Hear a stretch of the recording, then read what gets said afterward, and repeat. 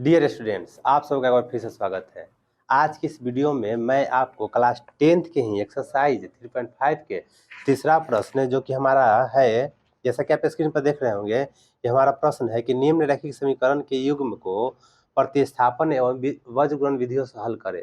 और ये भी बताना है कि किस विधि से आपको अधिक उपयुक्त लगा, यानी कौन सा विधि आपको आसान लगता है वज्र गुणन और प्रतिस्थापन में, ये भी आपको बताना है। तो हमारा प्रश्न दिया हुआ है, जैसे कि आप बोर्ड पर देख रहे हैं कि हमारा प्रश्न है 8x + 5y = 9 और 3x + 2y = 4। ये हमारा समीकरण 1 है और ये हमारा समीकरण 2 है।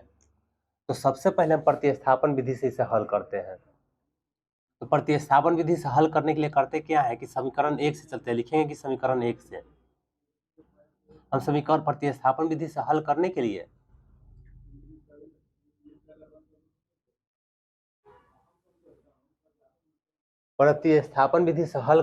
समीकरण 1 या समीकरण 2 किसी से भी हम चल सकते हैं। और करते क्या है, हम x या y का मान ज्ञात करते हैं। अब देखो हम समीकरण 1 से चल रहे हैं, तो समीकरण 1 हमारा 8x + 5y = 9 है। ठीक, इसके बाद करते क्या है, हम या तो x के मान नहीं तो y का मान ज्ञात करते हैं।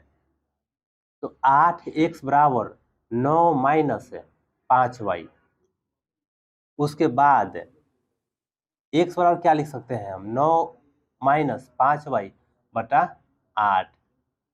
अब इस x का मान हमने समीकरण 1 से ज्ञात किया है, तो इसका मान हम समीकरण 2 में भरेंगे। यदि 2 से ज्ञात किए रहते तो समीकरण 1 में भरते। तो लिखेंगे x का मान समीकरण 2 में देने पर, तो 3x + 2y = 4। तो 3, देखो x का मान हमारा 9 - 5y / 8 है, तो हम x के जगह 9 - 5y / 8 भर देंगे, बाकी सभी पदों को ज्यों को त्यों उतार देंगे। तो 27 - 15y / 8 प्लस 2y = 4। अभी 8 है, 1 का हम एलसीएम लेंगे तो हमारा एलसीएम हो जाएगा 8। हमने यहाँ क्या किया कि गुना कर दिया, 3 × 27 कर दिया, 3 × 5 = 15 कर दिया, और 8 है, 1 का एलसीएम लिए तो 8 आ गया।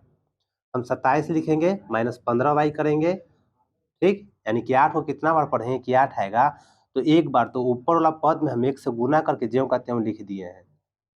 अब 1 को कितना बार पढ़ेंगे कि 8 आएगा, तो 8 बार में, तो बड़का पद में हम 8 से गुना करेंगे तो 16y आ जाएगा, और बराबर किस तरफ 4। अब देखो इसके नीचे कुछ नहीं है तो 1 है, जब तिरछा तिरछी गुना करेंगे तो ये हमारा 32 हो जाएगा, और ये हमारा 1 से गुना होगा तो ज्यों का त्यों यही पद रहेगा। लेकिन हम करेंगे क्या कि 15y माइनस में है, 16y प्लस में है, तब 15y और 16y यहाँ हल होकर केवल y बचेगा, यानी 27 + y बटा में 8 है। इसको तो नहीं तो गुना कर देंगे ना डायरेक्ट हम, तो यहाँ हमारा 32 हो जाएगा। अब देखो आगे हम 27 के उस तरफ ले जाएंगे तो y = 32 - 27, यानी कि y बराबर क्या ज्ञात हो जाएगा, 5 ज्ञात हो जाएगा। अब इस y का मान समीकरण 1, 2 या 3, इसको 3 कर देते हैं, किसी में भी भर के हम x का मान ज्ञात कर लेंगे। तो लिखेंगे कि y का मान समीकरण 3 में देने पर x = 9 - 5y / में 8, तो x = 9 - 5 गुने y का मान कितना है, 5 है, और नीचे 8, तो x = 9 - 25 है और बटा में 8 है, यानी x बराबर क्या आ जाएगा, -16 बटा 8, तो 2 बार में कट जाएगा, -2 बार में, तो x बराबर हमारा -2 आ गया। यानी कि हम हल बराबर क्या लिख सकते हैं, तो x बराबर हमारा -2 आ गया और y = 5, ये हमारा आंसर हो गया। तो मैं उम्मीद कर सकता हूं कि प्रतिस्थापन विधि से हल करना आप सीख गए होंगे। हम जो प्रक्रिया समीकरण 1 से किए हैं वो प्रक्रिया आप समीकरण 2 से भी कर सकते हैं। हमने x का मान ज्ञात किया है, आप चाहे तो y का भी मान ज्ञात कर सकते हैं और हल कर सकते हैं। ये सब मैं पिछले वीडियो में बता चुका हूँ। अब मैं इस प्रश्न को वज्रगुणन विधि से हल करता हूँ। तो इसके लिए मैं सबसे पहले इसे मिटाना होगा। वज्रगुणन विधि से बनाने के लिए जैसा कि आप देख रहे हैं कि इससे पहले हमने प्रतिस्थापन विधि को बता दिया, और वज्रगुणन से बनाने के लिए हम करते क्या है कि जैसे कि समीकरण 1 का समीकरण 2 लिखा हुआ है, तो जो अचर पद हमारा है बराबर के इस तरफ है, इसको इस तरफ ले चलाते हैं हम। तो 8x प्लस 5y, ये प्लस 9 है, बराबर किस तरफ आएगा तो -9 हो जाएगा बराबर 0। फिर उसके बाद 3x प्लस 2y, 4 बराबर को उस तरफ है, इस तरफ आएगा तो -4 बराबर 0 हो जाएगा। अब देखो करते क्या है, हमें इतना कर लेने के बाद हम करते क्या है कि हम x लिखते हैं, ठीक। और x लिखने के बाद हम इस x वाले पद को हाथों से ढक देते हैं, और इसके नीचे बटा में हम गुना करते हैं, 5 में -4 से गुना करेंगे, ठीक। और उसके बाद माइनस के चिन्ह देते हैं, और उसके बाद किस में गुना होगा, 2 में -9 से गुना हो जाएगा। हमने किया क्या कि सबसे पहले इस पद को x वाले ऊपर x लिख दिया, और x वाले पद को हमने अपने हाथों से ढक दिया, और ढकने के बाद y का गुणांक 5 है, और यहाँ पर अचर पद -4 है, तो इन दोनों को आपस में गुना करके फिर माइनस के चिन्ह दिया है, और फिर y का गुणांक दूसरे समीकरण में y का गुणांक 2 है, और यह -9 से गुना करके घटा दिया है। फिर यहाँ बराबर के चिन्ह देंगे, अगला बार इस y वाला पद को हम अपने हाथों से ढक देंगे। तो गुना किसमें करेंगे, तो सबसे पहले यहाँ y लिख देंगे, और इसे बटा का चिन्ह दे देंगे, और 3 में -9 से गुना हो जाएगा, और माइनस के चिन्ह देंगे, ठीक। और उसके बाद 8 में -4 से गुना हो जाएगा। इसको एक बार फिर से समझते हैं। हमने किया क्या कि y वाला पद को हमने अपने हाथों से ढक दिया, और ढकने के बाद सबसे पहले x का गुणांक, दूसरा समीकरण में x का गुणांक 3 है, और यहाँ अचर पद -9 है, तो 3 को -9 से गुना कर दिया है, और उसके बाद घटाव का चिन्ह दिया है, ठीक। और घटाने के बाद हमने x का समीकरण 1 में के x का गुणांक 8 है, और उसके बाद और अचर पद हमारा -4 है। ये माइनस चिन्ह तो हम पहले ही से लिखते हैं जो हमने दिया है, ठीक। उसके बाद अचर पद को हम अपने हाथों से ढक देंगे। सबसे पहले ऊपर 1 लिखेंगे, और अपने हाथों को अचर पद को ढक देंगे। ढकने के बाद 8 को 2 से गुना करेंगे, इस 8 में 2 से गुना करेंगे, और उसके बाद घटाव के चिन्ह देके इस 3 में 5 से गुना कर देंगे, यानी कि 8 गुने 2 माइनस 3 गुने 5। आए समझ में, ठीक। अब आगे बढ़ते हैं। अब इसको हम हल करते हैं, तो x बटा में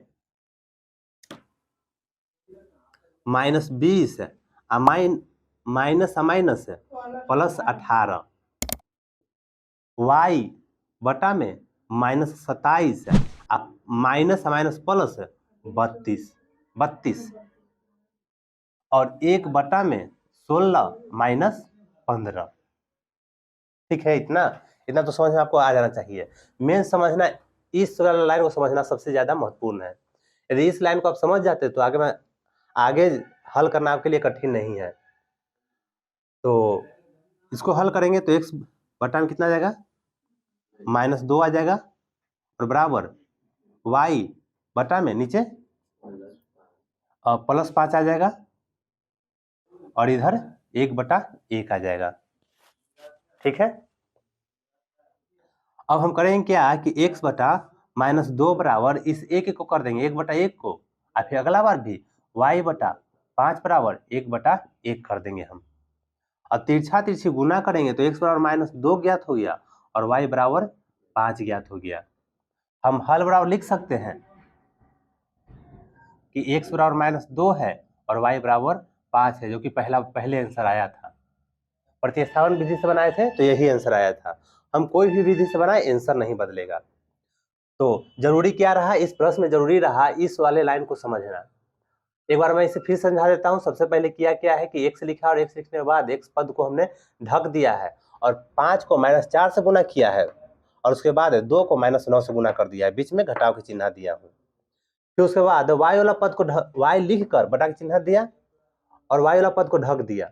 उसके बाद हम 3 में -9 से गुना किए हैं और उसके बाद क्या किए हैं 8 में -4 से गुना किए हैं। अगला बार क्या किए बराबर के चिन्ह देके 1 लिखे बटा में इस वाला पद को ढक दिए, ये वाला पद ढका गया तो 8 में 2 से गुना किए हैं और घटाव के चिन्ह दिए हैं 3 में 5 से गुना किए हैं। अब देखो शुरुआत वाला बात यहाँ ध्यान देने वाला बात क्या है कि सबसे पहले यदि हमें x वाले पद को ढकते हैं तो गुना करना कहाँ से शुरू करते हैं 5 में 4 से गुना करते हैं, यानी कि ऐसे गुना करते हैं। सबसे पहले इन दोनों गुना करके घटाव के चिन्ह देते हैं, इन दोनों को गुना करते हैं।